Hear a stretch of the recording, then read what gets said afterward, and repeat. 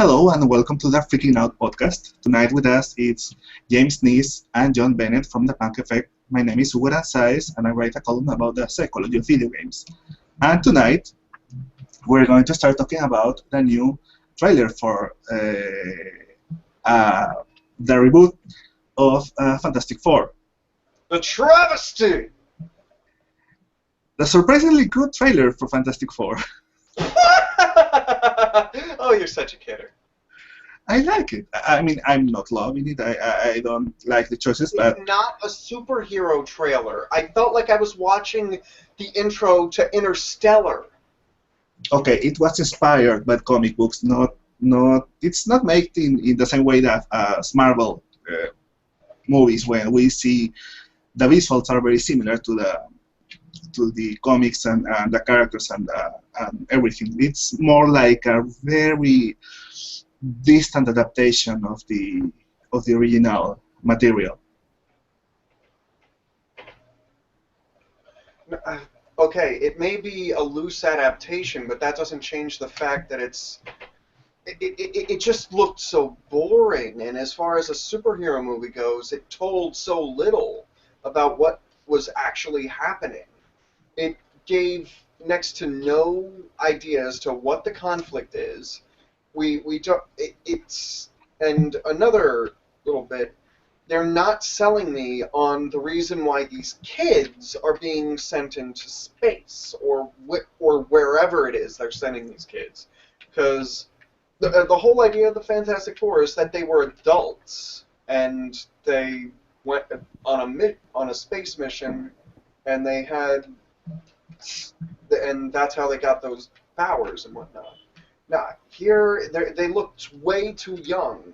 Like, that was the issue I had when I heard about the casting. Now, seeing the trailer, they're not selling me on anything. That's a big problem I have here. Now, what I have heard and read is that it's more based on the ultimate version of the characters, where the ultimate version sucks! Okay. Okay. But it's comics. Okay. I mean, I'm sorry. Keep going. So it's somehow connected. It's based on the comics. Now, what they have done here is not making a comic book-looking movie. They are making a science fiction movie based on elements of a comic book series. And it looks more like something Christopher Nolan will do, which he picks up a couple of elements from a comic book character like Batman and creates this more realistic, less colorful interpretation for the movie audience. That seems to be the idea here.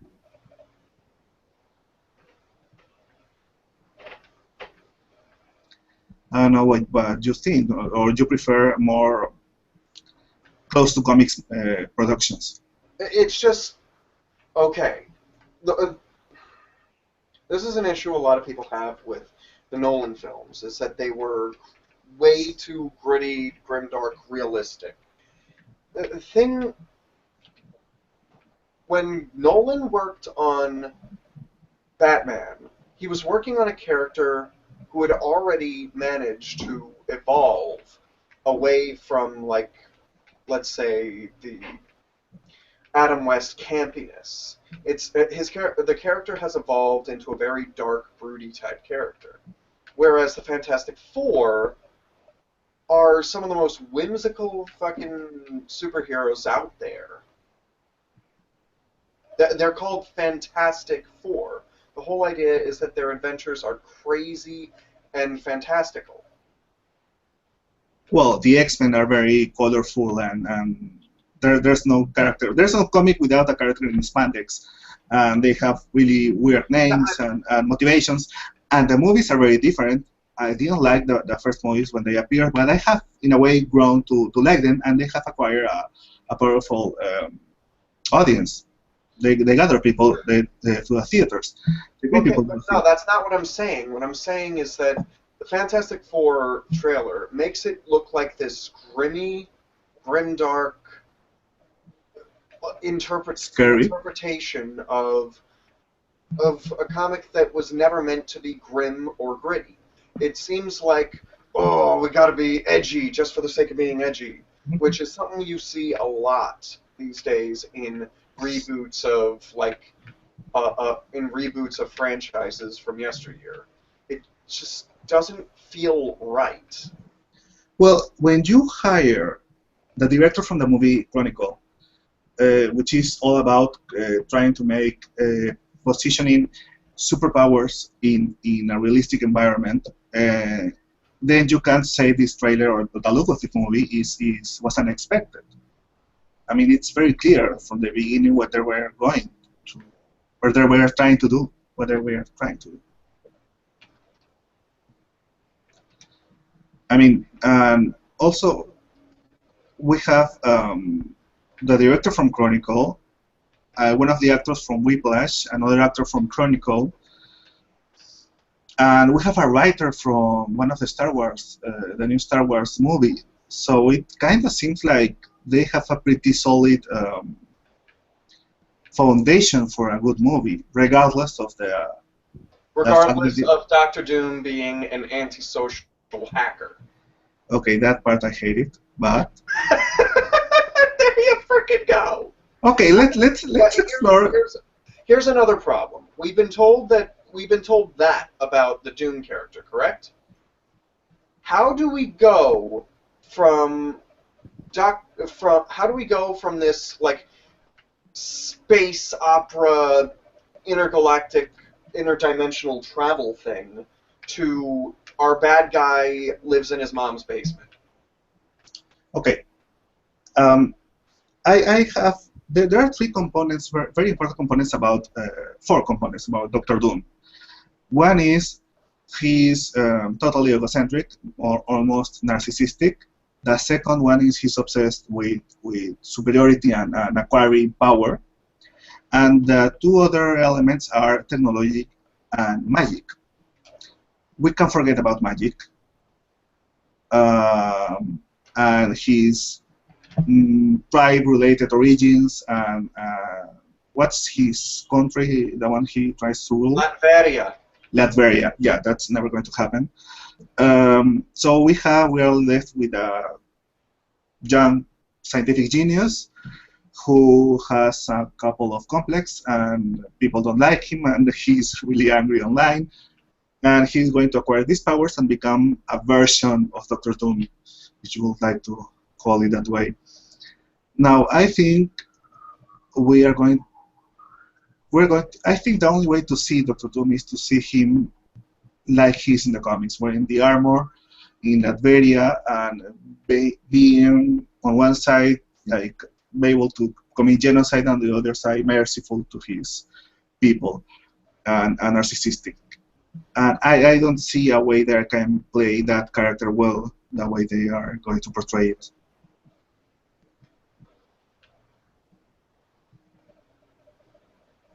I completely agree. Mm-hmm.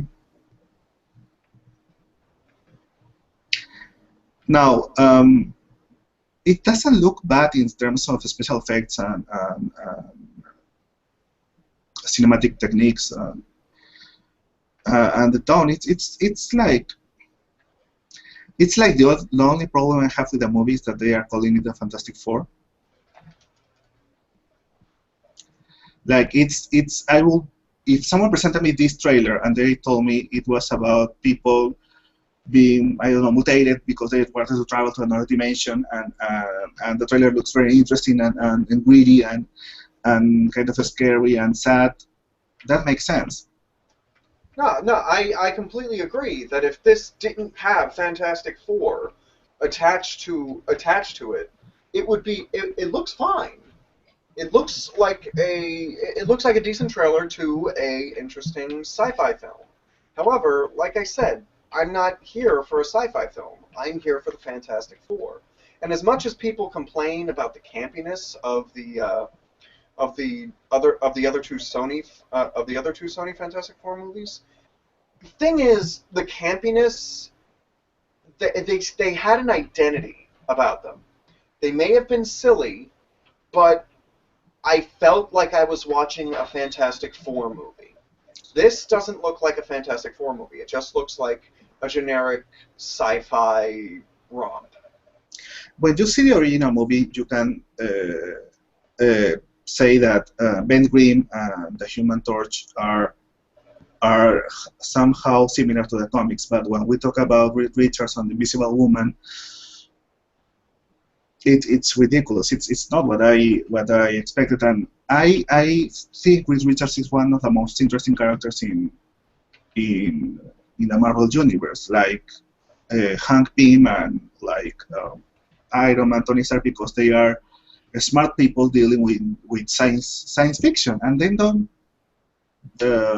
use that very well. They don't use those characters to create smart, fascinating storylines. Granted, however, I don't know. It just these characters that are being presented to me here, it looks like they're presenting Sue Storm as as a military officer. If there was one thing I would never associate Sue Storm with, is her being a hard-bitten military type character. Yeah, that's practically the only thing you have to take account. The only thing you can relate about this movie to the original characters. It's the superpowers and the fact that Doctor Doom is going to wear a green cape. A green cape / metal face, and even then, according to the leaked footage, leaked stills we've seen of Doctor Doom's costume, it looks like it's made of scrap metal. Yeah, I understand what's going on there. It doesn't look like an armor. So, John. Yes.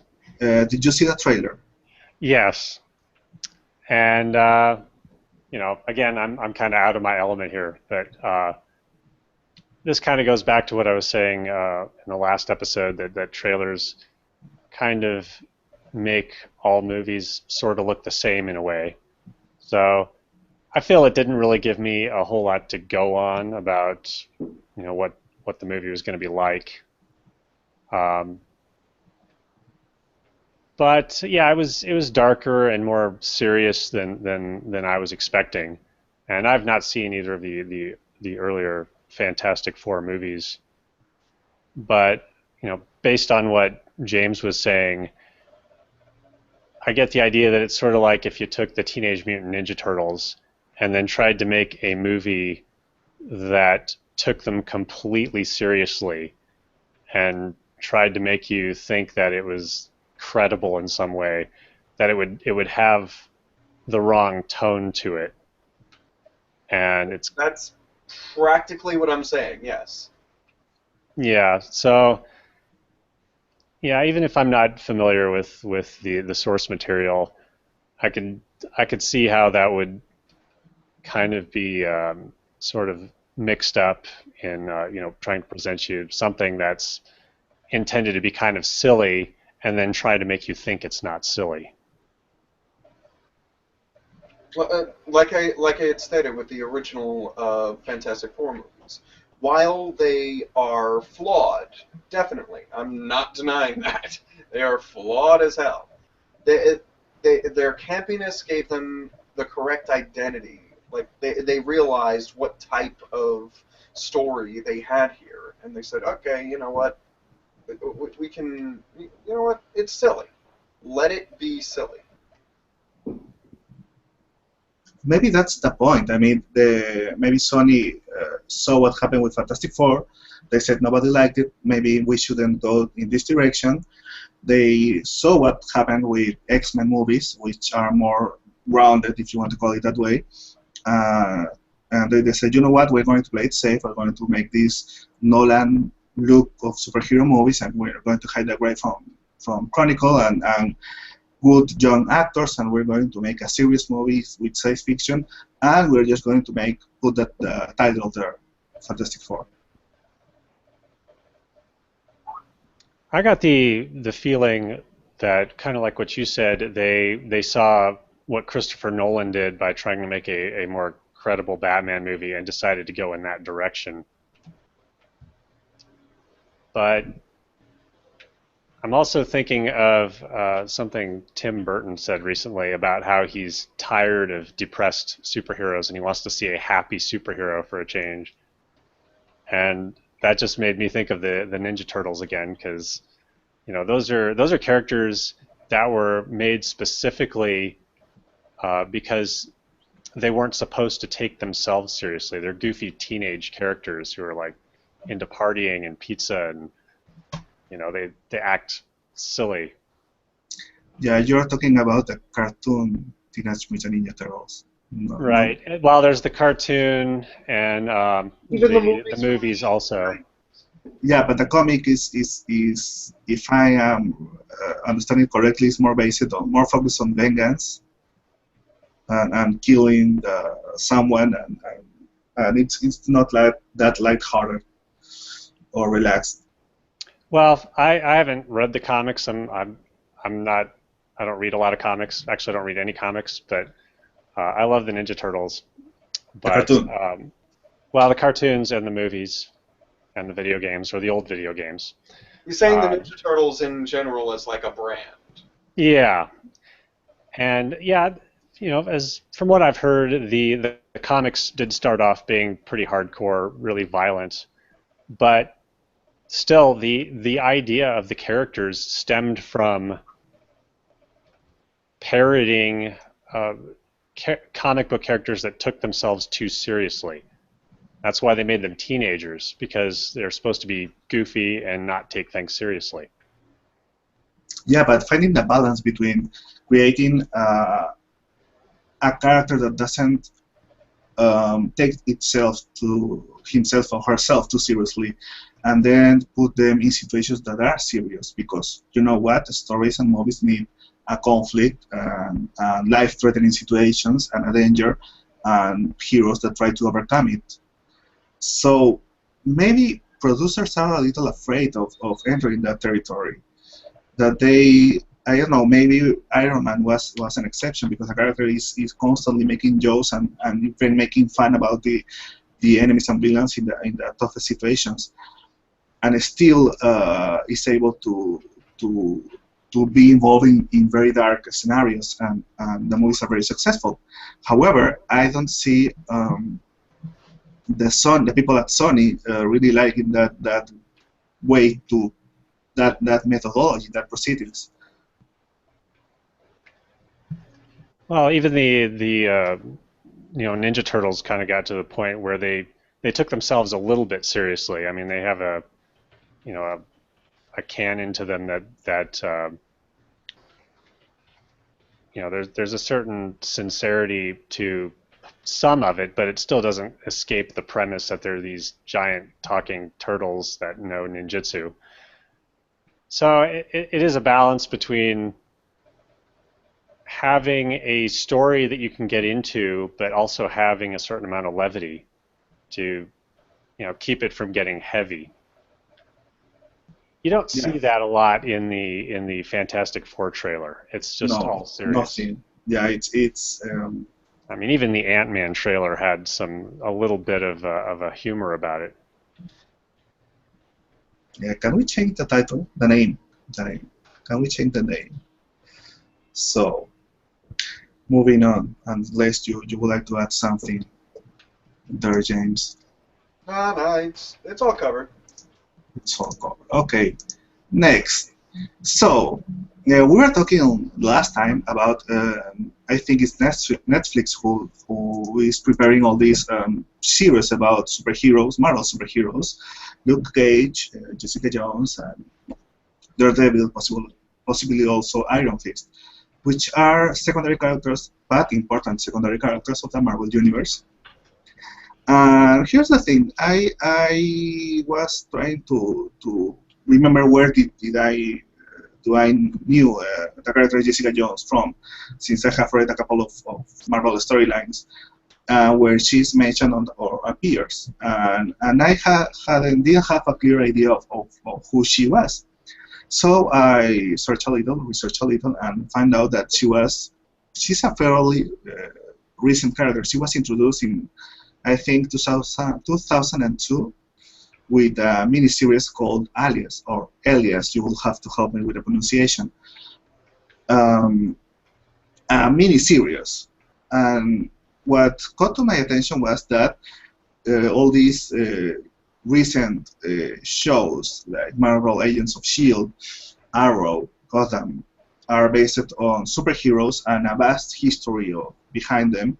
And the series freely takes elements from this universe and tells their own story. But apparently, the Jessica Jones miniseries is going to be based on the Jessica Jones alias comic book miniseries, and that really makes me really excited because I like when TV shows have 10, 12 episodes because they can tell the story in a very intense and well-written way. And if to that we add that we are going to be to have a TV show based on a short number of comics, it has a better chances of replicating the original content closely. Now, I have read the first number of the miniseries Alias, and I really liked it. It was really good. I'm going to say that. But James, have you read about Jessica Jones? I have a lot of knowledge about Jessica Jones, particularly her relationship with Luke Cage, their current involvement with the Avengers right now, their current relationship, and her power set. But aside from that, I don't know much about her past, to be honest. Now, I'm really excited about this because again, it's going to be made into a miniseries. A miniseries have they show better quality. I mean, we don't have any episode to spend, and we don't have shows like Agents of S.H.I.E.L.D., for example, when you have the first 6, 7 episodes wasted on monster of the week stories and stuff like that. Here we're going to be dropping into a very specific storyline and don't deviate from it. And the fact that it's based, that the show is going to be based on a character that has been treated so good, at least in its beginnings, in a miniseries that is kind of sad and puts the superhero characters in a situation where their biggest problems aren't supernatural or magical. Are, you know, I need to pay my bills, I need to face depression, I need to tolerate very annoying people in my everyday life, and it was really, really good to start, at least the first comic I read about Elias. And if the TV show reflects this quality, narrative, and care, it's going to be awesome. It's going to be really, really good.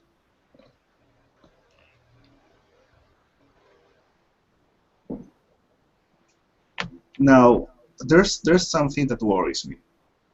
Have you seen the actress that has been cast as Jessica Jones? James? No, I have not seen who they have cast. Okay, her name is Kristen Ritter. K-R-Y-S-T. I'm not to send you all in there. She's fairly famous. She has appeared on a couple of TV shows. But here's my problem. She's too pretty. She's usually, when she appears on TV, she usually has this good-looking, clean image, and that's not what I saw in the comic. And I don't know if it's, you know what, Hollywood likes to make everyone good-looking in their productions, so maybe that's not a bad sign.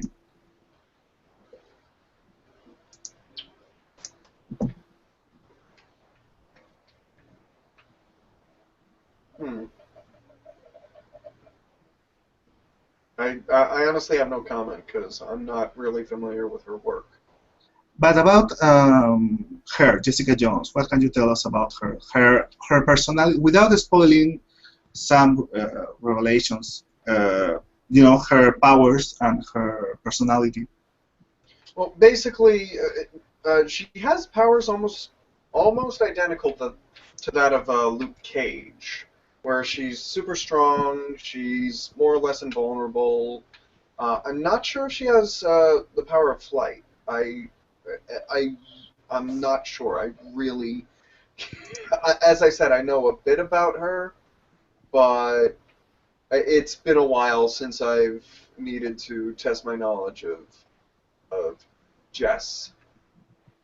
The only she's relatively a easygoing character. She's usually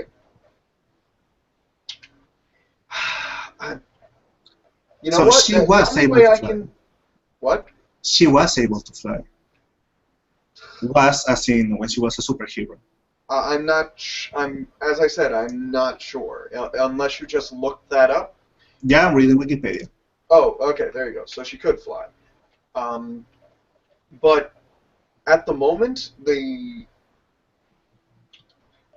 throughout her comic history, she is one of the few characters that actually becomes one of the few female characters who actually becomes a mother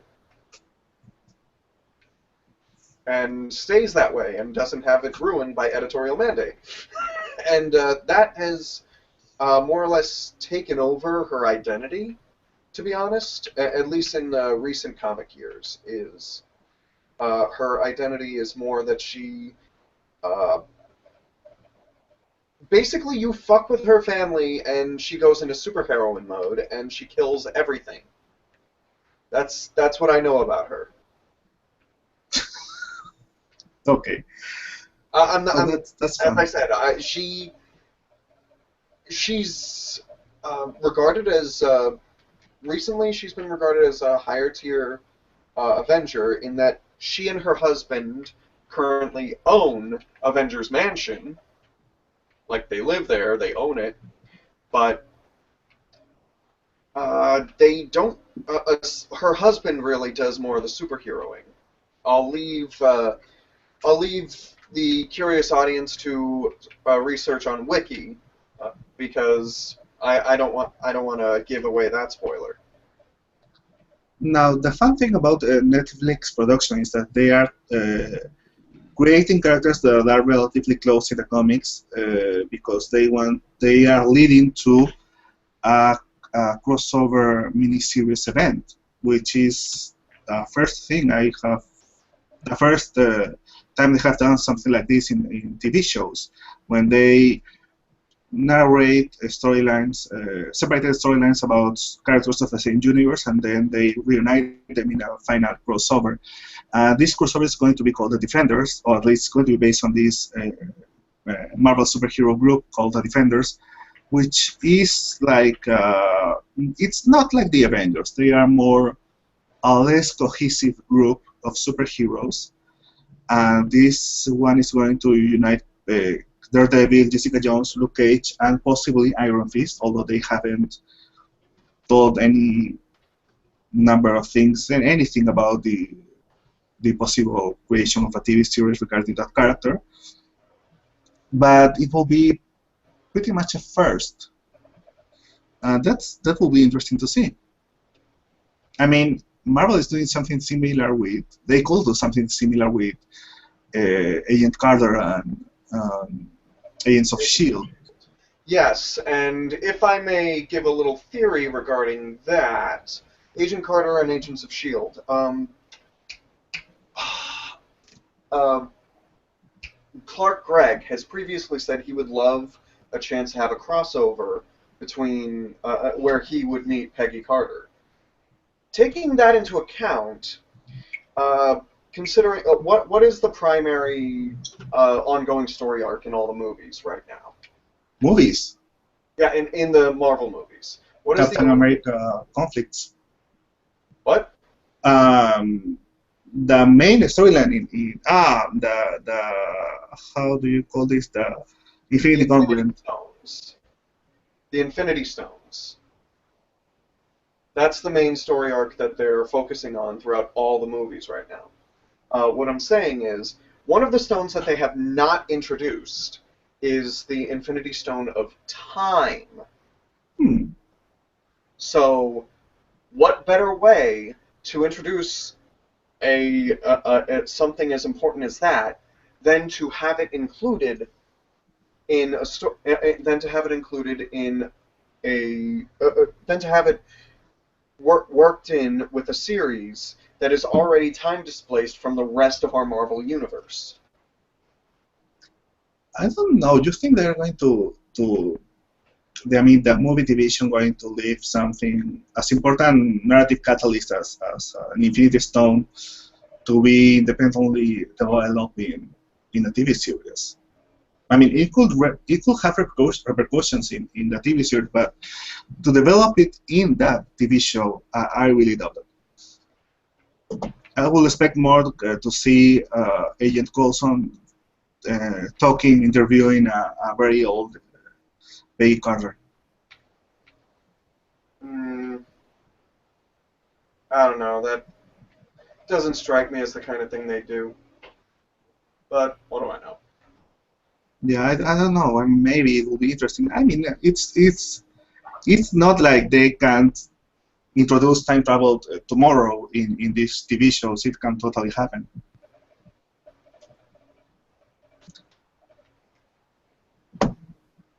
So, by the way, I watched the last 2 episodes of Agent Carter, and it's getting fun. It's getting there. It's really interesting. And another thing about Jessica Jones is that they have hired Doctor Who, David Tennant, as Purple Man, the man with the power to become purple. What's your opinion on that? I think David Tennant is an awesome actor, and seeing him show up in anything is welcome. And to have him included in the Marvel Universe, woo! That's the same thing I thought. I mean, the idea is Purple Man is a main villain, and again, this information is not about it's not from the comics. It's just from Wikipedia. He supposedly is a character that can use his pheromones to control people's minds, so he's able to manipulate people into doing whatever he wants, whether they are superhuman or not. And apparently he's a very important character in the Jessica Jones stories. That's what I've heard as well. Like I said, I'm not exactly familiar with Jessica Jones, so Purple Man is far from a villain I'm aware of, sadly. Yeah, but you know what? If David Tennant was in a soap opera, I'd probably watch it, so... Yeah, it doesn't matter what David Tennant's in. It's gonna be fucking sweet. Yeah. So, talking about the Joneses. How's about we transfer over to Dr. Jones? Dr. Jones. Yes, So, Indiana the character Indiana We're Jones. just keeping up with the Joneses. Okay, so Dr. Jones, a character we all love and some of us grow with. This manly and smart and resourceful and sometimes flawed character that has awesome adventures and develops into a very heroic figure. Made famous by the granddaddy Harrison Ford of Star Wars fame, as well as Indiana Jones. Han Solo. So that character is very popular, and studios try to make him to profit from him again, doing this awful, for some reason, Spielberg directed movie, CG infested movie called Indiana Jones and the Crystal Skull. It wasn't that horrible. It wasn't that horrible, but I enjoyed it. the CG. I mean, I love seeing Harrison Ford and what's the name of the actress from what do you call it? Raiders of the Lost Ark. Yeah. Okay, that was awesome. Just watching Harrison Ford doing his Indiana Jones. I mean, it doesn't look old for me. It's like the same character. I love him. But here's the thing about me. As you know, I am from South America. I'm from Peru, and I grew up visiting some old ruins and playing to be Indiana Jones. And when I heard that next Indiana Jones is going to be located in Peru, I had all these images and oh, it's going to be wonderful. Finally, it's going to see my hero coming to the places I visited when I was young. And then there was all this computer-generated whatever that was. Aliens! Aliens. Which, by the way, wasn't the worst part. Was just Okay. everything was CG and bad CG. I mean, the best part of the movie is probably the action scene, the motorcycles in the library, because it's freaking not that it's practical effects. And they put Shia Lebouf there for some reason, and I don't know why directors and producers love him. So anyway, almost ruined the franchise, but you know what? At least we get to see Indiana Jones. And then someone had the brilliant idea to, you know, what if we make an Indiana Jones movie without Harrison Ford? And some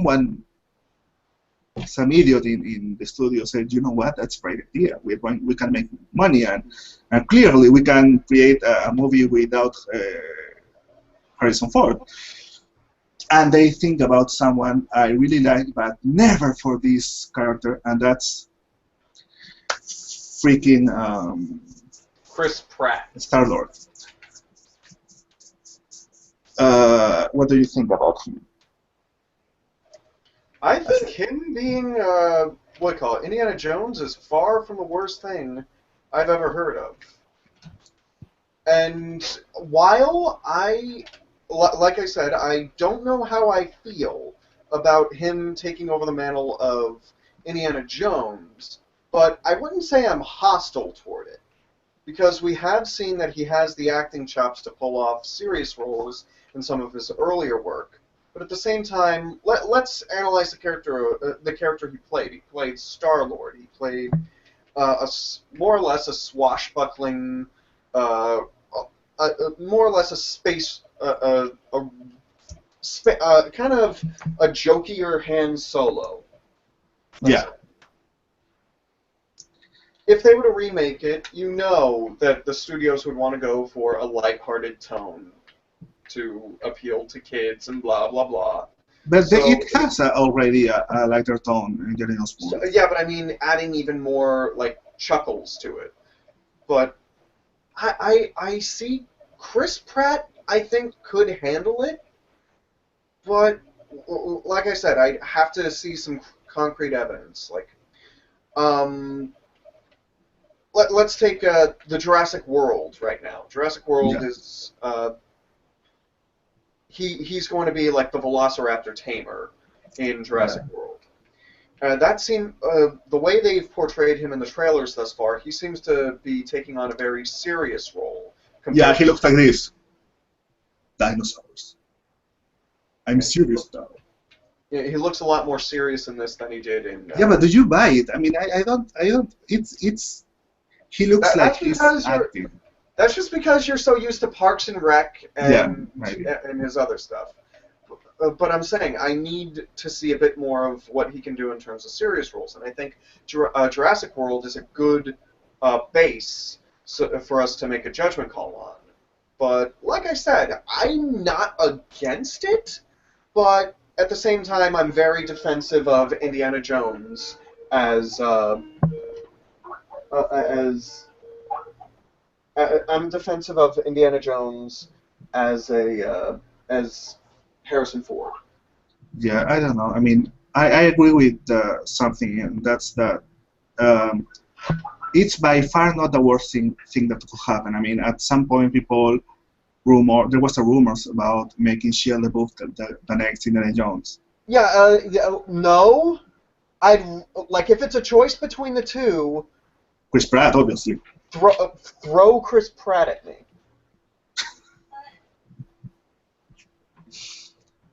Okay, John, you have my age, so you probably saw the Indiana Jones movies on the theaters. Yeah. Boy, if you thought my opinions about the Star Wars prequel was controversial, then wait till I get started on Indiana Jones.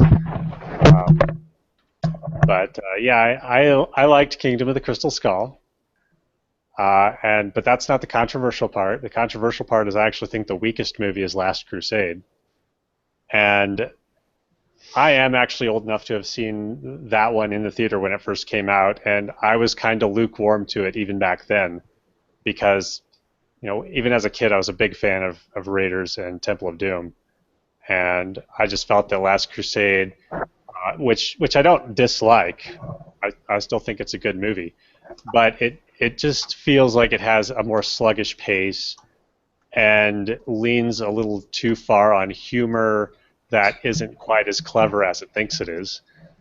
But I can think of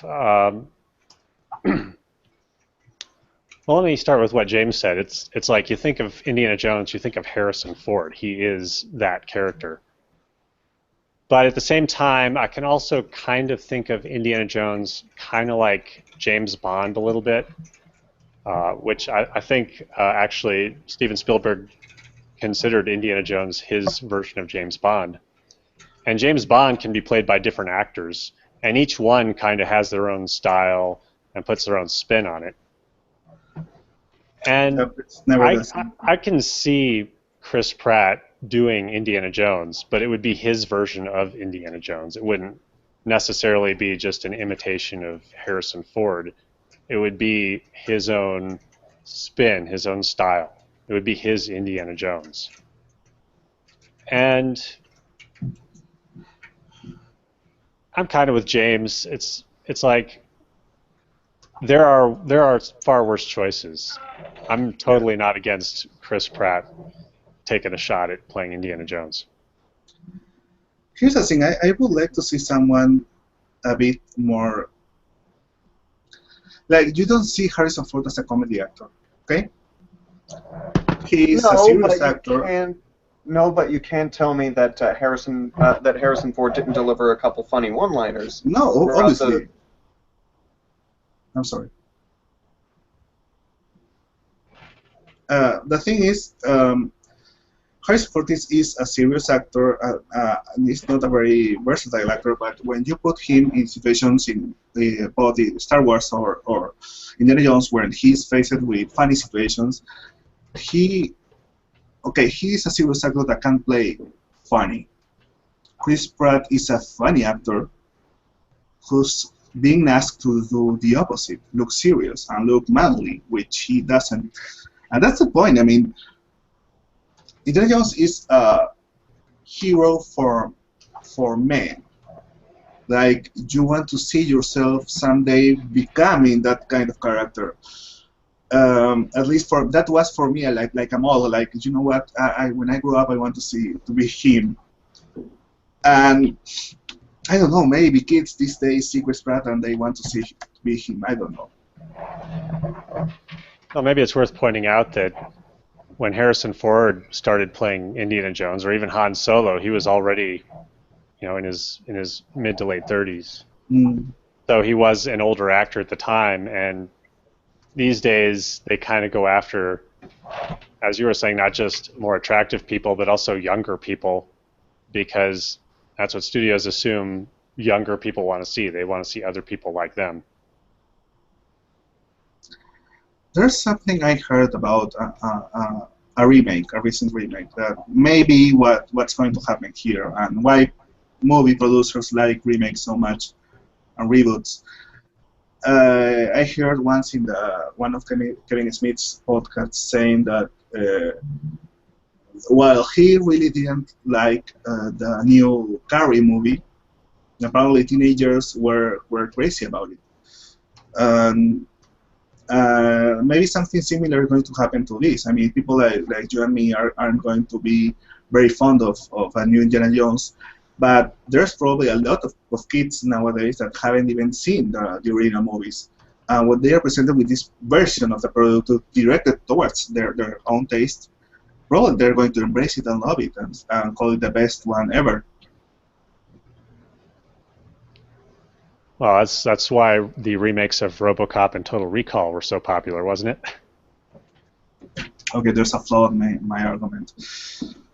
But Well, maybe no, that's I don't think you're wrong. I think they do try to cater, movies to the current generation. Movies that were popular 20 or 30 years ago aren't necessarily going to appeal to a younger audience today.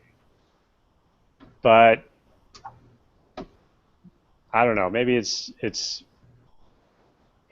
trying too hard to cater to a demographic, relying too hard on statistics rather than making a good movie. yeah, we are As not opposed to like relying on a brand name, like, oh, this thing was so popular 20 years ago, and it's coming back, and it's going to be great. Except this time we're making it based on what our focus groups say is popular today. That's right. So the answer to the question why are they making these movies we don't like is, you know what, they are not making them for us. So there's something happening with Nintendo these days, John. Yeah. So earlier this week, Nintendo revealed its Nintendo Creators Program, which is an ad revenue sharing program that allows people who create YouTube content, specifically about Nintendo games, to collect some of the ad revenue, and not all of it, because Nintendo is claiming copyright on it. And this isn't too popular with a lot of YouTube people who want to be completely unrestricted and collect all the ad revenue on it. I think this is at the same time, when it comes to the ad revenue, YouTube takes a certain percentage of that before before it's given to the YouTuber. But YouTube wants a slice after YouTube, so that's giving the cut. That's giving a significantly smaller cut to the YouTuber, even more so than what YouTube already takes. Right. Well, the interesting part of this to me, and Pat and Ian discussed this on the CU podcast, and they kind of talked more about the legal side of it. Nintendo is completely within its legal rights to claim copyright on its property and collect the ad revenue for it. And you can say that doing a Let's Play where you're adding commentary or your own gameplay can put it into a gray area in which you're manipulating the content. But on the side of the YouTubers who are disappointed in this program, I believe the argument with them is they believe that they're already benefiting Nintendo by giving their games exposure and encouraging people to buy their games, and therefore it's greedy of Nintendo to want a cut of that, an extra cut. It's like they're already getting free publicity and free advertising. Exactly. So, yeah, I don't know. I can see both sides of it. I don't create YouTube content myself. Well, I'm not counting this podcast, but I guess I could see how someone who loves Nintendo and has a channel devoted to it would feel a little put off by Nintendo coming and saying, you don't have a right to put this on there because we own it, and we're going to take your ad revenue from it. But at the same time, it's sort of a compromise for them to come back and say, well, we're legally responsible to say that we own this, to defend our copyrights, but we're going to give you a cut of the revenue from it.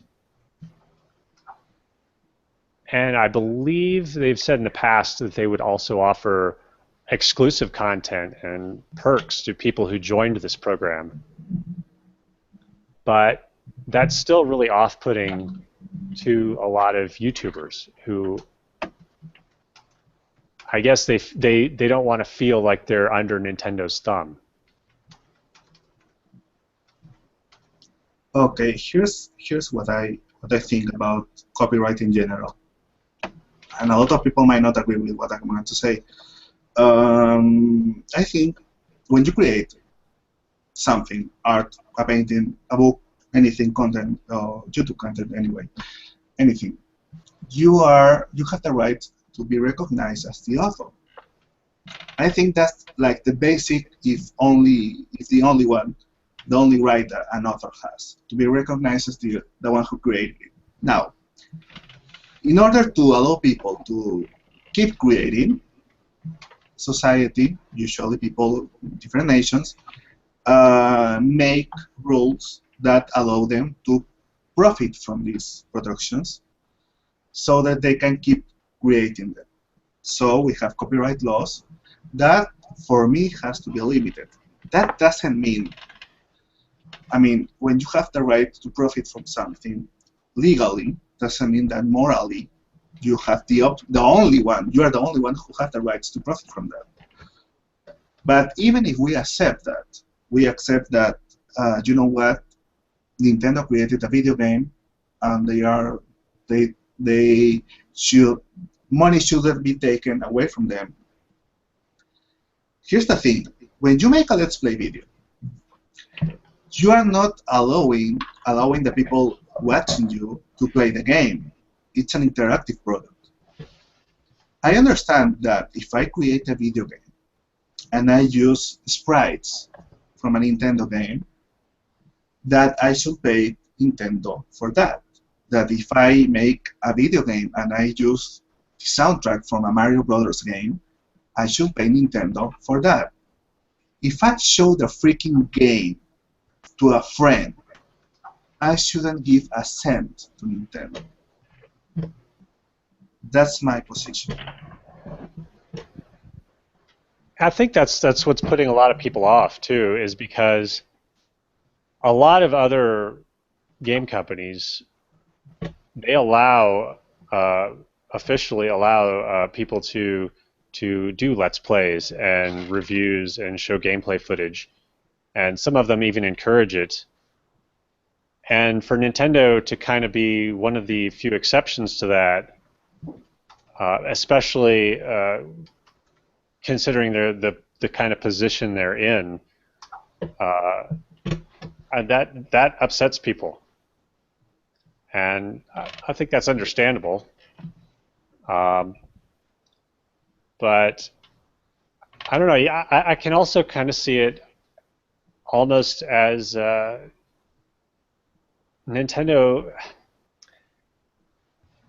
Yeah, they could just let it go and let people create, content, just show gameplay and all that. But I don't know. At the same time, I think about like when they say that if you join their program, they're not just going to cut in the ad revenue with you, but have perks or exclusives. And then you think back to the last couple of months where they let certain people on YouTube have interviews with Shigeru Miyamoto.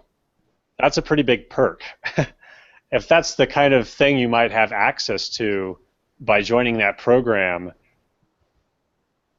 I don't know. That doesn't necessarily sound like all bad. Yeah, but the thing is, I'm not sure that joining that program is optional. If one day Nintendo starts flagging a lot of videos from people who aren't in that program. You know? Right. Yeah. I've heard from like YouTubers even just recently who are upset that their videos are getting flagged just because they showed a picture of Link. So yeah, I can see that. It's Nintendo is being strict, and you could definitely say they're a little out of touch. I mean, that's Nintendo. But yeah, like I can see both sides. I can understand why people on YouTube would be upset about that. Um, There's another fear, and that's that when you give power to companies to take away content from YouTube or any website that talks about them or talks about their games or their productions, you have the possibility for censorship coming from these companies. And that's a recurrent theme in discussions about the subjects. That maybe if Nintendo doesn't like how you review some of their games, they could take it away. Or how's the name of the president of Nintendo US? I don't know. That guy. Reggie Iwata? something. Reggie Fils-Aimé? That guy. Funny face. He said something about that they wanted to be sure their product wasn't misrepresented. But what if we take a lot of cartoon parodies that we have seen about Mario Brothers in very adult comedy scenarios? Does this mean that Nintendo could like delete these videos, like censorship? So that's my point. I think there's something much more dangerous going on here than merely taking 30% of your profit. Well, Nintendo has said in the past that they don't oppose fan content like fan art and things like that, but at the same time, they are concerned with whether or not that content is harmful to the brand. And I remember College Humor, the website College Humor, did a video once, like I forget what it was called, the Lost Mario sex tape or something like that. And it wasn't like super graphic or anything, but it was suggestive. And Nintendo did make them remove it from their site. So here's the thing: I understand misrepresentation as if someone portrays something using the Mario Brothers characters and makes people believe that that content is official, then I understand that's misrepresentation. But if somebody else obviously creates a parody and obviously is not related to Nintendo, then they have the right to put it in any situation they want. They can make him play cards with Mahoma. I don't know. I mean, Mohammed, whatever. And that really pisses me off a little bit. James, what's your take on this? I just feel that I agree with you guys that while Nintendo has a certain, they are within their right to a certain degree, it just feels like it's really shitty of them and shady how they're going about this. It seems very like they're playing fast and loose. Like, we'll give you benefits, but we'll give you benefits if you work with us, but at the same time, we're going to restrict you to a certain way. This can be abused later on down the line. It screams shady. It really does, and it sucks for everyone. It makes YouTube look really bad for me. What? it makes YouTube look bad. It makes YouTube like, I don't know, like making these huge tools so that everyone uses it, and then start making limitations and putting conditions to your content. I don't know. Here's the thing. Nintendo comes from Japan, and Japan is famous for something called, and I'm going to try to pronounce this right. No. Doujinshi, which is fan-made fan fiction, fan-made creations. And in Japan, these aren't only big, but fans not only make fan fiction, I mean drawings you put in Tumblr, I mean they are allowed to make their own mangas and their own toys sometimes based on the characters and sell them. This is legal, this is allowed. And it allows them, it's for the companies, while not a lot of people like that, it's in a way free marketing, free advertising. And I understand that because a lot of TV, of anime I watch right now, it's not because, I mean, I found out because of fan art or people creating GIFs about these characters, and I found this funny GIF online and I searched about it and discovered this anime. So it's a fairly good way to market your product without actually spending a cent. So when I see all these companies in other countries, different from Japan, making all this big deal about reviews and Let's Play videos, it looks really stupid because they are not going to make a lot of money, but they are going to get free advertising. How is that a bad thing?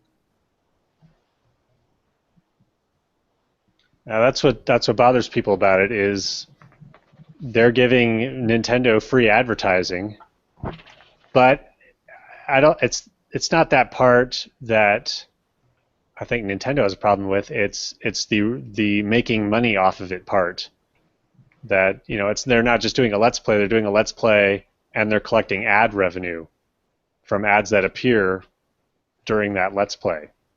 Although I'll be perfectly honest, when it comes to Let's Plays, when it comes to that type of content, I've always had a certain issue with people gaining ad revenue, getting money from just sitting there playing the video game. I find it weird. I find it a little shady, to be honest, that practice. But once again, that's a certain thing. Like there's a difference between a Let's Play of PewDiePie just playing through the campaign or multiplayer of like Call of Duty. There's a difference between that and a group of people getting together and making an original map on Minecraft and playing through some weird challenge game. There's a difference between the two, and I can see one, there's more effort put into the Minecraft game than there is PewDiePie's ramblings. And when it comes to I have my personal opinion regarding the monetization of Let's Plays, but when it comes down to it, it's a very, very squicky road to begin with when it comes to ownership. While I don't know, it's weird. It's just weird. Okay, so what I understand is this: when I create a game, I create a platform where you can make a character jump, fly through stuff, go through levels, and gain experience. They can do a lot of things. Now, I am not selling you a video about a specific way to play this game. I'm giving you an open world to a certain extent so the player can create their own experience. And that's what Let's Plays are putting on YouTube. Their own personal, particular, very specific experience they had with the game. Now, I understand that when you see thousands of people making profit from Let's Plays, and some of them are just sitting down and saying stupid stuff to the screen and they end up making thousands of dollars. Now I understand that when you see the amount of effort the guy made to make that video and the amount of money and effort a video game company invested in that video, that you see a certain, I don't know, injustice in the distribution of profit. And maybe that's how organizations like Nintendo are looking at things, you know? Maybe someone came to them with a list, a calculation of how much money all these people were making. I realized, you know what, if that's money out of our product, why aren't we having a little participation of it? You know, I'm thinking back to the kinds of videos that, or the kinds of YouTube channels that Nintendo actually gave interviews with Shigeru Miyamoto to, and one of them was like a cooking show. It was somebody who made, like, that's Nerdy Nummies. It was an yeah, and so, you know, that wasn't like a Let's Play channel. That was like somebody who was doing something kind of creative and unique. Somebody who liked video games and then made food like based on video games and stuff. And to see Nintendo kind of throw their support behind something like that, I think kind of shows what kind of content they're looking at and maybe trying to encourage. Okay, so don't show a TV screen with my game unless you want to pay for it. I don't know. I mean, the thing is, at some point, someone had to draw a line between what people can make profit from without paying the original owner of the content they are showing. And Nintendo chose that line, that 30% if you're making a Let's Play video. I don't think that's the best option, but you know what? These decisions aren't decided based on what a company wants. It's about company making a move, the audience reacting, and a synthesis happening, and then having a certain result. The thing is, we have to wait maybe a couple of months or maybe 1 or 2 years to see where this ends up. Well, it's kind of interesting when you think about what Nintendo is drawing the line with and what they turn a blind eye to, because like fans have been begging them to bring like more of the Earthbound games over for years, and in particular Mother 3 on the Game Boy Advance. They never brought that over. Fans did their own translation of it, and it was a very public translation. You download it, you download a ROM of the game because that's how you apply it, which is illegal. That infringes Nintendo's copyrights. They never did anything about it. They never stopped it. They just let it happen. They let fans, they just kind of act like it's not there. I'm sure they're aware of it. They can't be that, in the dark about what fans are doing with Mother. Because, I mean, they've gone to Nintendo and even said, look, we'll let you use our translation if you release this officially. And Nintendo just stays quiet on it. But they let it happen. They let it slide. They didn't bring in lawyers or anything like that. Maybe it's about... I'm sorry. No, go ahead. Maybe it's about how important the brand is to them. If they were planning to release the game and they have invested a couple of dollars on that, maybe they will have been more motivated to intervene. But if it's a forgotten brand and they are seeing that the audience getting a translation without Nintendo having to drop a dollar on that, it's fine for them.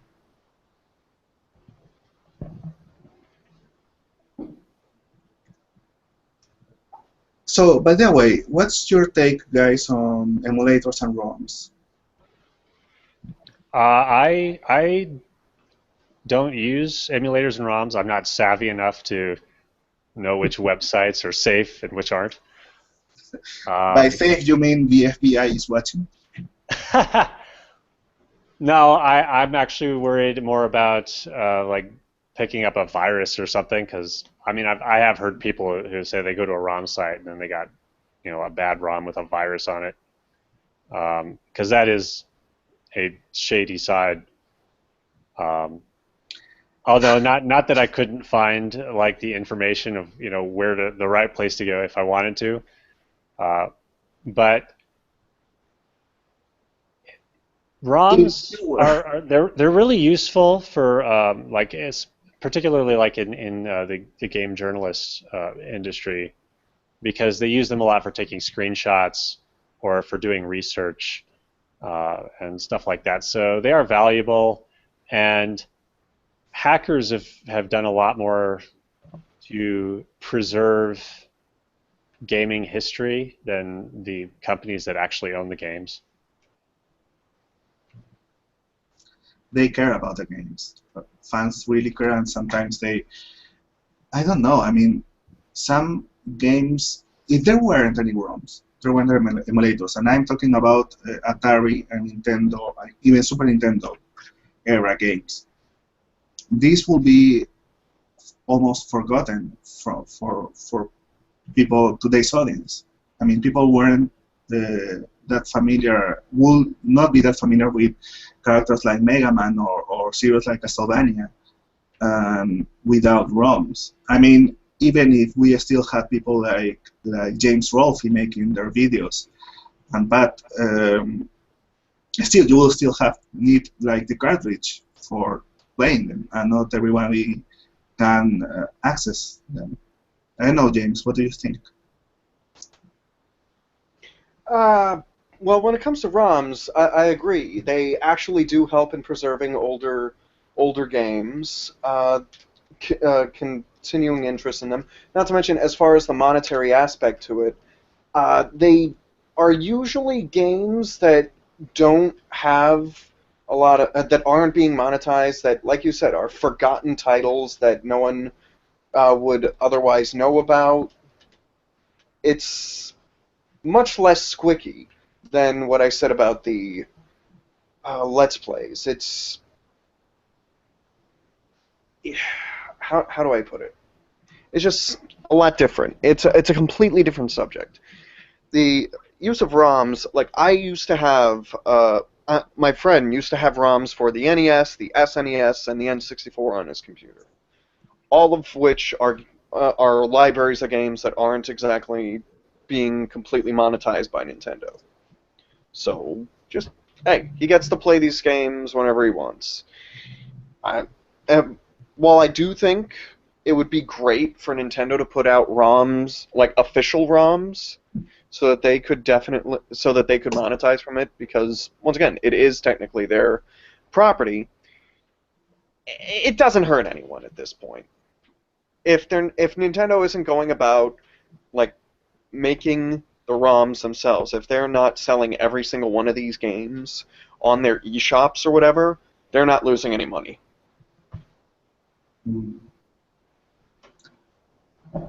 I don't know. I think that's the right approach. I mean, from users at least. If you aren't hurting anyone, if you aren't making someone lose money, there's nothing wrong with it, and it helps keeping the games alive. They are there to be played, and I mean, it will be really sad if you spent like 20 years ago a lot of time creating these games, and because the console is now dead, now nobody plays it and nobody knows about it. But imagine now that people that created games like Castlevania or Mega Man or maybe more obscure titles now being interviewed by fans and about their work, their 20 years ago. Maybe they are surprised because people actually care about what they did, and they are remembered because of ROMs. It's not because, you know what, people started all of a sudden collecting games, which they have, but you know what, the vast majority of people play these games not on consoles. So I think it's okay. It's okay to play ROMs, and although the thing I ask this thing, guys, because usually when I see YouTubers talking about retro games, they are very careful when they talk about emulators. Like, they are almost afraid about How they mention it. yeah, and I don't know if it's because, you know what, I live in a place where the attitudes toward piracy are very, very relaxed, and in the U.S. it's there's a little bit more of fear about actually being prosecuted by that sort of thing. Watch out, it's the fuzz! Gamer fuzz! Well, in terms of the use, there's a difference between just downloading and getting free games and actually using it for research or some kind of practical purpose. But by the letter of the law, it is technically illegal, and it's like downloading a movie or something that's been pirated, and you can get nailed for that. So Wait. If you download a movie illegally through a torrent, like, the company knows about it? your ISP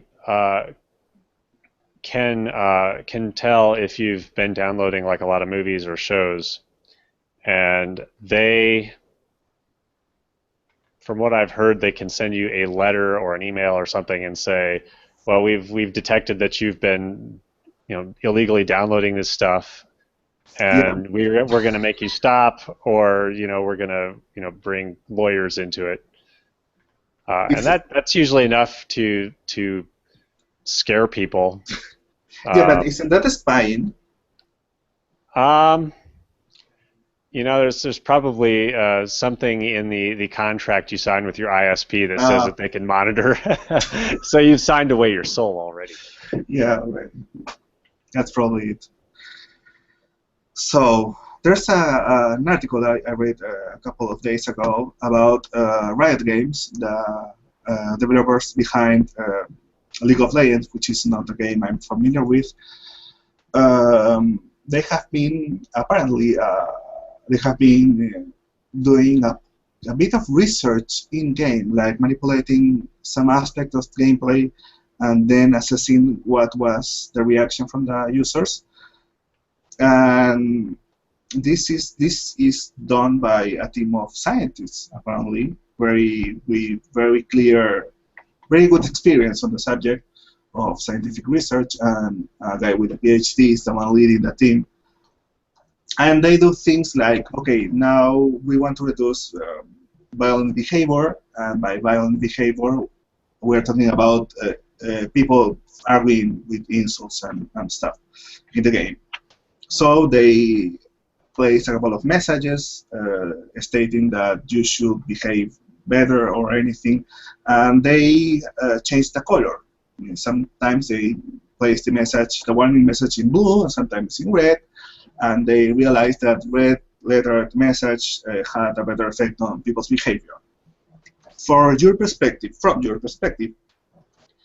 is this okay? Is this right? Is this ethically acceptable?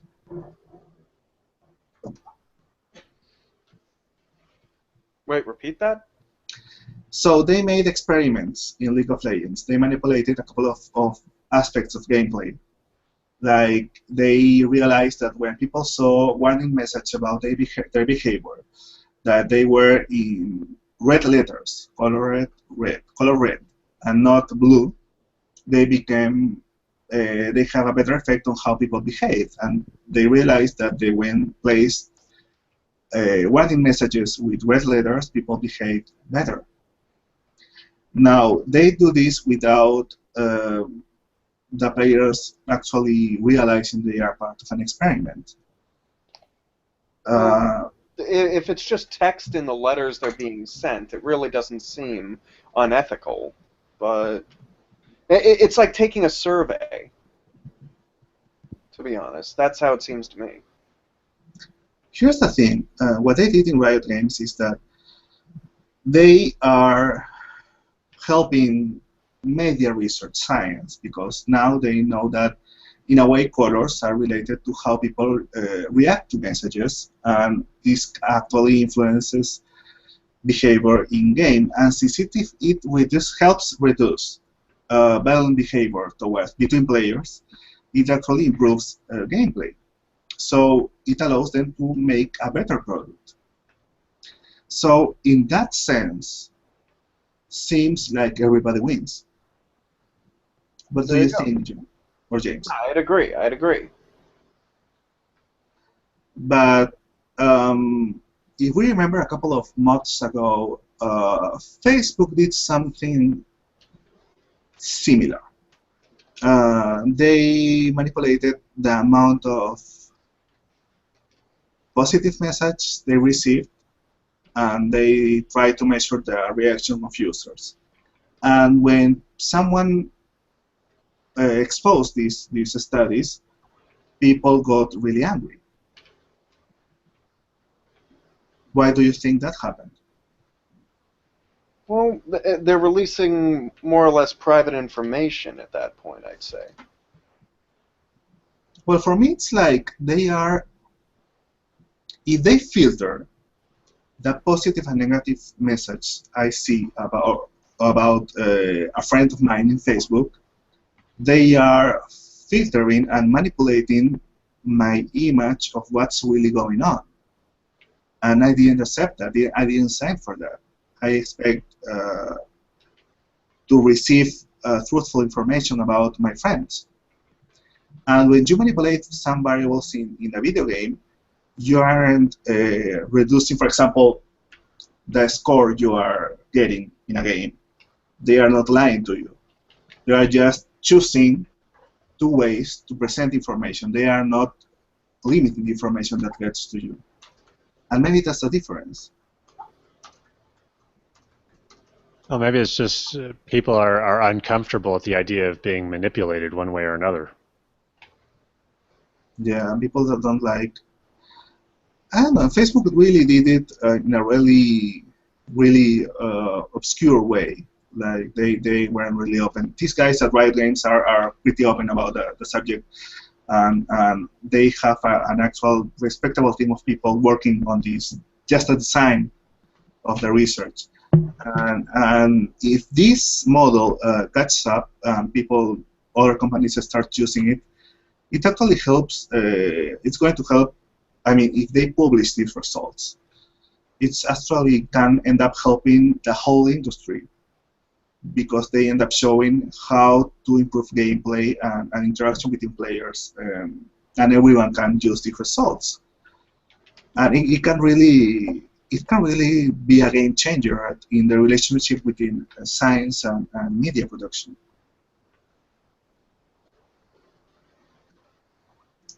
I don't know, does that makes you uncomfortable in any way? Well, not I me. don't play League of Legends, so. But I remember reading somewhere that if you go to Disneyland, it's the happiest place on earth, but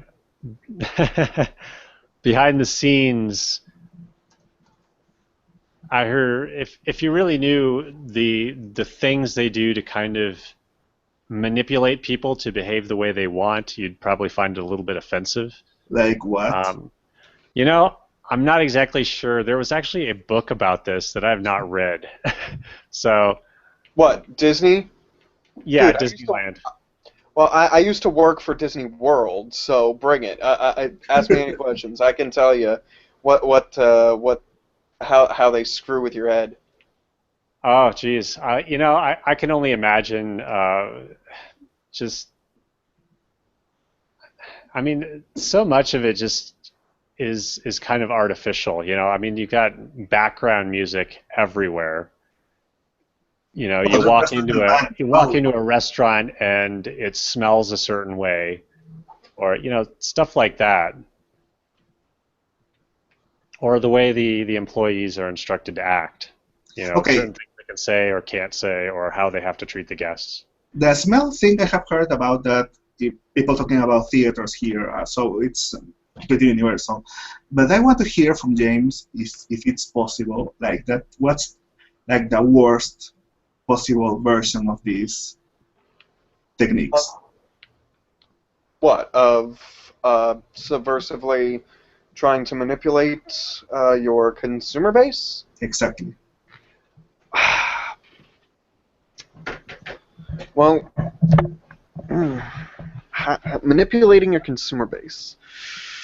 Well, usually I find literally monetarily screwing your customers. I find that to be the worst because the worst way you can really screw with your customers is by providing them with something, and I want to call it the drug dealer approach.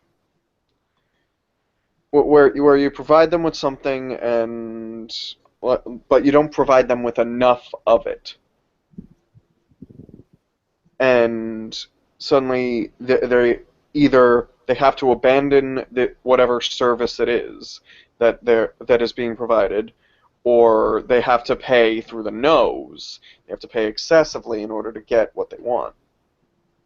It's shady. It's done specifically to milk the consumer for as much money as humanly possible. I don't know. I'm not sure if I'm explaining it correctly, but I think in the best way that can keep you safe from legal approaches from Disney. I mean, I don't think you can give us a bit more details, but I think that. Oh, you mean like you mean? Are you asking me for like the worst way Disney tries to? No, you didn't say that. Okay. Sorry. Oh well, all honesty, Disney doesn't attempt to manipulate. They give certain cues, like they cue you for, hey, we're going to make the area smell like turkey legs. We're going to give it that aroma. Have the scent linger. And suddenly, now it's like, damn, I've been smelling this all day. What is it? It's delicious. Let me eat it. They do that with several different types of foods. They have. Let me think. What else have they got? It's really mostly that, because a lot of the monetary stuff that you get. That a lot of the revenue at Disney, aside from like the obvious merchandise, but they can't really push merchandise more so than any other store does with the standard upsale technique. Everyone knows the upsale. But because they have complete control over the park's environment, they're able to manipulate it in that way, like provide you with certain visual or visual or other sensual cues that help you desire what it is they're trying to sell. I wouldn't say it's the shadiest thing. It's a little diabolical, but it's definitely not the worst possible thing in the world they could be doing. No, I think about when I think about that type of techniques from companies, I think about video game companies, and more specifically when companies could give something for free and end up limiting the access just so that you have to pay more money. Like on-disc DLC with Capcom's shitty character shit. Exactly. Just DLC in general, because it's becoming a norm to just limit what you can do in a game. I mean, freaking codes to cheats are something you have to pay now for. Freaking moddable games or creating custom maps for games is now like a bad thing for companies, that they don't like it, and it's stupid, because the only way you can access the most satisfying experience is through modding, through choosing what kind of game would you like to play, and it's never going to be. The companies are never going to release a game that satisfies in a deep way everyone. So letting the users complement their product is for me the best approach. But if you freaking says, like, I understand that you don't create modding tools, but actually forbidding the program to allow it and then trying to sell stupid DLCs that aren't really worthy, it doesn't make sense. It pisses me off. I'm talking about Call of Duty, and Call of Duty. That's why I'm waiting for the release of Grand Theft Auto 5 for PC. I want to see people modding of it and making all sort of fun stuff. So anyway, I like mods. So before we leave, is there any subject you would like to talk about, something that pissed you off during the week and you would like to let it out now? Female Ghostbusters! Okay. So Drag Queen... My real problem with it is just, why does it need to exist? Someone just thought about it, like, they were in front of the producer trying to make Ghostbusters 3 become a reality for years, and all of a sudden, after the release of Bridesmaids, someone said, female Ghostbusters, and the producer goes wild and say, what, don't we actually cast the people from Bridesmaids and make the movie? And they hired a female director just to make things look like this feminist kind of thing that I don't know what they're trying to do, instead of just making, you know what, let's think about what's the best movie we can make and work from there. Well, the idea of it didn't bother me when I first heard it. I was like, you know, what's wrong with the characters being women? What bothered me was when they said this isn't a continuation of Ghostbusters. Exactly. This is a complete. That's my main problem. It's a complete reboot. Yeah, they're just throwing out what came before and starting over. Yeah, that kind of put me off a little bit, because it's like, then it feels like they're just sort of being different for the sake of being different. And it's like, it feels fake and forced. Yeah, it doesn't feel like it's like, you know, like it's being respectful to the source material. They stopped trying. Like I think they tried to fairly recently. I've been hearing constant news about people trying to bring people like Dan Aykroyd and Bill Murray to the franchise, back to the franchise, even as ghosts or freaking old people. And at some point, someone said they were going to be mentoring a new Ghostbusters, but apparently, at some point, producers just went tired of that and decided, you know what, we're going to make our own Fantastic Four movie. Ghostbusters females characters. I don't know. They just, what's the point of making a remake, a reboot? Exactly. There isn't, not for Ghostbusters. Ghostbusters was one of those franchises where it's so set in a what do you call it? Such a familiar setting. It's so real. Like, it's set in New York. It was set in 1980s New York, and the characters were just so likable. I don't know.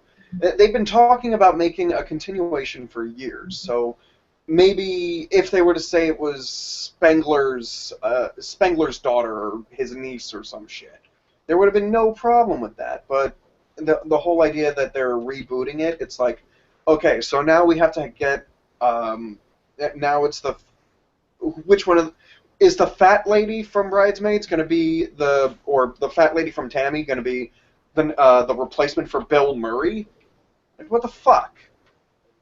Yeah, they're going to do something like that.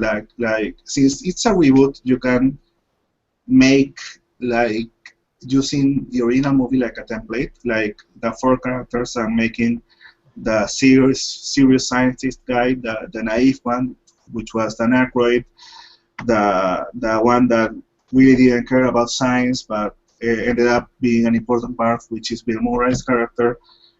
And they want to take that template and fill it with modern versions of them and throw something at us.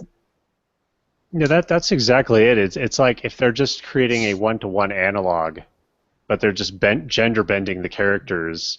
It's fan fiction. Yeah, that's a good way of putting it. Do you remember the cartoon Extreme Ghostbusters? Yeah, there was a chick. I have no. Okay. So, for anyone listening to the podcast, I am not against the idea of having female Ghostbusters because between the comics and between the show, I know that there were female Ghostbusters, such as in Extreme Ghostbusters. It's yeah. Yeah, and Extreme Ghostbusters, it was like a continuation. It was the next generation. You know, it wasn't literally what people have been trying to make the movies be is the old guys are teaching the next team. Right, and it had Egon in it, and he was like the leader. And then they had the younger ones, and they were a diverse group. You know, they had a woman, and they even had one in a wheelchair. And you know, but it was still connected to the original cartoon series, at least. They were going to make. They were plans making another movie, another Ghostbusters movie. That was going to be some sort of standard of spin-off. I don't remember with what, which actors, but somewhat at some point, I think it was about the Sony or some released emails or something. What studio is producing this movie? Sony?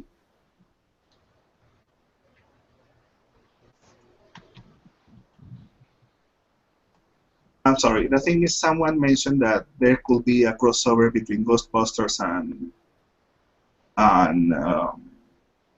what's the other one? Men in Black. Someone mentioned that sounds like even worse fan fiction. Yeah, that's the point. I mean, the word of the day is fan fiction. It's like, what's the difference between hiring a good writer and just picking up whatever idea comes to your mind? Actually, that's another series that they did recently. They did a Men in Black 3 not too long ago. It was a continuation. Granted, it wasn't exactly the greatest movie of all time, but it was just a continuation. But there wasn't like that much time difference between the first two Ghostbusters and the third one. And that's the problem. I mean, we are talking about a movie about from what year it is, 1980 something. There's no way to create a product that's going to be relatively similar to the original. Again, this movie is not for us. If you like the original movie, this is not one intended for you. This is for a total new generation, and people are trying to profit from some elements from the original. That's it. Well, there was that Ghostbusters video game that came out a few years ago, and it was supposed to be kind of like, it was written as like a third movie, and it took place. Was for Ghostbusters. Yeah, it was written by Dan Aykroyd and Harold Ramis, and they did voices. They even got Bill Murray back. I don't know how they did that. They probably just called him up, like, "Yo, dude, Ghostbusters video game. Get your ass to the recording studio." Okay. But he's been so against doing a third movie. It's interesting that he was willing to do a video game in lieu of a third movie.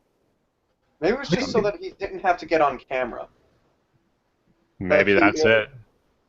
Because actually they couldn't get Sigourney Weaver to do it, at least at first, and but she changed her mind when she heard that Bill Murray was on board. But by then it was too late, and they didn't have her character written into the game anymore, so they couldn't include her. But the game itself was supposed to be like if they made a third Ghostbusters movie in 1992, because that's when the game takes place. in 1992, and so when they were talking about doing a third movie at that time, they said the third movie would take place in modern times, current times. So yeah, there'd still be like a big gap, but you couldn't really get away from that because then they'd be on camera and you can't really hide their age. Now we're getting Kristen Wiig, I think, is one of the people officially cast for the movie. That's right. Kristen Wiig from SNL, and that other woman from Bridesmaids. I don't know, don't remember her name. At least Kristen Wiig seems to be a good actress. Like, she can pull it off.